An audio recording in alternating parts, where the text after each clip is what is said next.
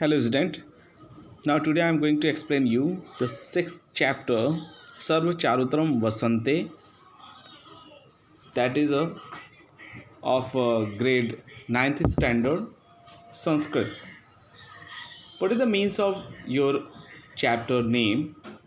सर्व everything चारों more beautiful वसंत इन spring, मतलब चारों तरफ बहुत ज़्यादा स्प्रिंग के सीज़न में खूबसूरती दिखाई देती है। ये जो चैप्टर है that is related to the Kalidas. Mahakavi Kalidas is a renowned poet of Sanskrit as well as of the world. मतलब ये जो चैप्टर है ये महाकवि कालिदास ने लिखा है और उन्होंने ये जो चैप्टर है actually it is a poem, ठीक है, पोइट्री है।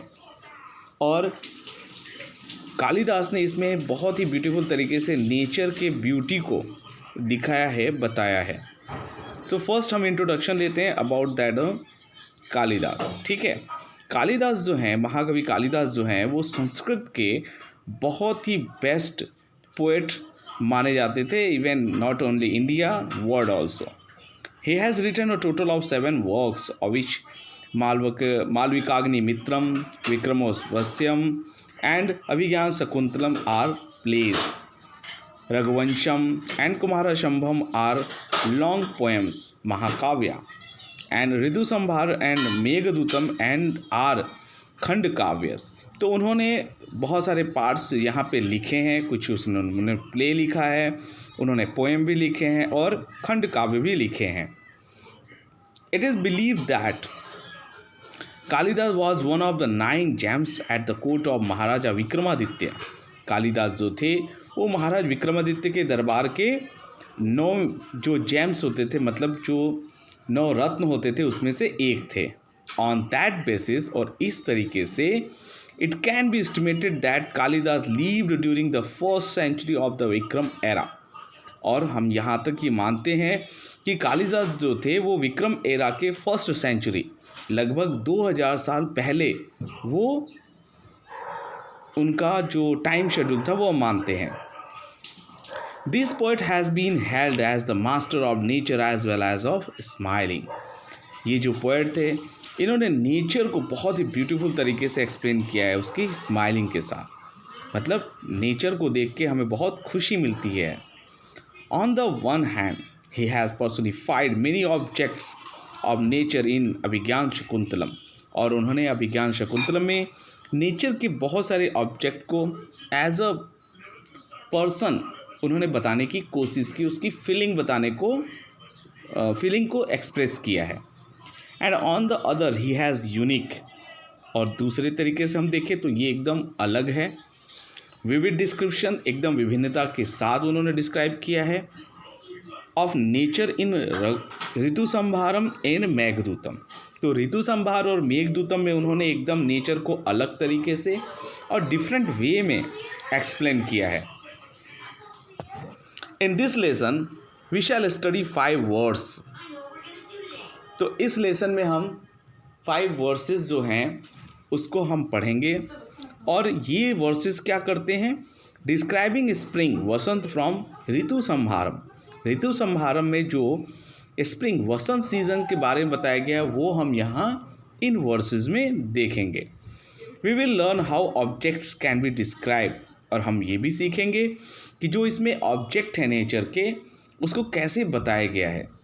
And also the usages of tatpurush samas, या इसमें हम तत्पुरुष समास जो कंपाउंड सेंटेंस होते हैं कैसे बनाए जाते हैं वो भी हम सीखेंगे। So let's start now. सर्व चारुतरम वसंते। फर्स्ट इज गिवन द्रुमः सपुष्पा सलीलम सपद्दम स्त्रियः सकामा पवनः सुगंधी सुखा प्रदोषा दिवसाच रम्या सर्वप्रिय चारुतरम वसंते। So here that is now in these words Kalidas going to explain about that, O believed, ओ मेरे प्यारे, everything is more beautiful in the spring season, कि सभी जो चीज़ें होती हैं इस स्प्रिंग के सीज़न में बहुत ही ब्यूटीफुल होती हैं। The trees are all in bloom, जो ट्रीज़ होते हैं उन पे फूल आ जाते हैं। The water is with lotus, जो वाटर होते हैं उसमें लोटस आ जाते हैं। Water is just like a lake, ठीक है, क्योंकि लोटस तो मडी एरिया में, मडी वाटर में होता है, ठीक है। Ladies are full of love, जो स्त्रियां होती हैं वो प्यार से भर जाती हैं। द विंड इज़ फ्रेग्रेंट, जो विंड होती है वो सुगंधित होती है। The evening are happy and days are pleasant, जो शाम होती है वो बहुत ही खुश होती है और जो दिन होते हैं बहुत ही सुहावने होते हैं। सो इसमें जो कालिदास हैं वो सिस्टम को, वो स्प्रिंग सीज़न को बता रहे हैं कि उस समय जो ट्रीज़ होती है वो क्या करती है, जो लेक वाटर होते हैं नेचर वो क्या करते हैं, ठीक है, जो लेडीज़ होती हैं वो क्या सोचती हैं, वो कैसे रहती हैं, ठीक है, और जो विंड्स होती है वो कैसी होती है, ठीक है, और दिन कैसा होता है, तो दिन बहुत ही सुहावना होता है। ना नेक्स्ट, वापी जलानाम मणिमेखलानाम शशांकभासां प्रमदा जनानाम आम्रदुर्माणां कुसुमानतानां ददाति सौभाग्यमयम वसंतः। तो अब इसमें उन्होंने क्या बताया है, दिस स्प्रिंग सीजन्स, ये जो स्प्रिंग का सीज़न है, bestows beauty on the water of the ponds, की जो पॉन्ड की वाटर की ब्यूटीज़ होती है वो स्प्रेड कर रही है। On the ladies having lustre like that of the moon and wearing the waist band of jewels and on the mango trees band with the lord of flowers, कि जो ladies होती हैं वो ज्वेलरीज पहन के बहुत ही खूबसूरत दिखाई देती हैं। वैसे जैसे मैंगो का ट्री जो होता है उसे बहुत सारे फ्लावर्स आते हैं और वो झुक जाता है फ्लावर्स की वजह से। नेक्स्ट,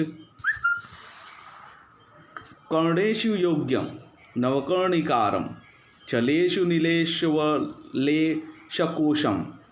शिखासु पुष्पम नवमिल्लकाया प्रयंती कांति प्रमदा जनानाम। अब इसमें क्या कहना चाह रहे हैं वो, fresh karnikara flower suitable to be worn on the ears, कि जो कर्णिकार का जो फ्लावर होता है उसे कानों में पहनना बहुत ही अच्छा रहता है। Ashoka flowers on the loose back hair, और जो अशोका का फ्लावर्स होता है वो जो हमारे लेडीज़ जो लूज हेयर रखती हैं, जो बालों को बांध के नहीं रखती हैं, उसमें लगाती हैं वो। एंड नवमालिका फ्लावर, नवमालिका का भी फ्लावर होता है जिसके ऊपर लेडीज़ क्या करती हैं, टॉप पे नॉट लगाती हैं, ठीक है, उसका, और बहुत ही खूबसूरत दिखाई देती हैं वो, just like she was to going to decorate herself, ठीक है, वो खुद को डेकोरेट करना चाहती हैं with the flowers. Next it is गुरुणी वासंसी विहाय तूर्ण तुननी लाक्षर सज्जितानि सुगंधि काला गुरुधूपितानि धत्ते जन काम मदा लसांगकः। तो it means people whose body is leathery due to static of love quickly give up heavy garments and wear the light garments that are dyed with lac and pigmented with the fragrant smoke of sandalwood। कि जो people होते हैं, लोग होते हैं, वो क्या करते हैं कि प्यार की वजह से वो अपने जो हैवी गारमेंट्स पहने होते हैं उसको वो छोड़ देते हैं और लूज गारमेंट, हल्के गारमेंट्स को वो पहनते हैं, और जो फ्रेगरेंट होता है, मतलब जो सुगंध होता है, वो उसको यूज़ करते हैं और चारों तरफ खुशबू बिखेर देते हैं। किम किशोक है शुकमुच्छ विर्निभर्ण भिन्नहम किम कर्णिकार कुसुमैर्न हतम मनोजय यत्कोलिकः पुरनयम मधुरै वर्चोभि यूनामनः सुवदनानि हितं निहन्ति Now, in the last verse, it is not the mind of youth interested in ladies with beautiful faces broken by the केशुडा flowers bright like the beak of a parrot. कि ये जो लास्ट कि जो ब्यूटीफुल यूथ होते हैं, ठीक है, उनका जो हार्ट्स होता है, उनका जो दिल होता है, वो जो प्यार होता है उससे वो अफेक्टेड होता है. और किमसुम सूखा, इससे वो क्या होते हैं, अफेक्टेड होते हैं. और कर्णिका का जो फ्लावर्स होता है उससे भी वो अफेक्टेड होते हैं, मतलब उससे खींच जाते हैं, वो अट्रैक्ट हो जाते हैं. और why is the black singing bird, और जो ब्लैक सिंगिंग बर्ड जो होती है कोकिला, जिसको हम कुकू बोलते हैं, winning away those hearts with the melodious singing, और वो इनके हार्ट्स को प्यार से भर देती है अपने प्यारे से गाने के साथ. सो इन दिस चैप्टर ये ऋतु संहार से लिया गया है वर्सेस, और कालिदास ने बहुत ही ब्यूटीफुल तरीके से कभी फ्लावर को एक्सप्लेन किया है, कभी नेचर को, चाहे मैन का हो या लेडी का हो, ठीक है, उनके नेचर को एक्सप्लेन किया है, कैसे वो स्प्रिंग सीजन में अपने आप को अट्रैक्शन फील करते हैं लोग, ये भी उन्होंने बहुत ही ब्यूटीफुल तरीके से बताया है. So student, this is your explanation. I hope you understand. Thank you.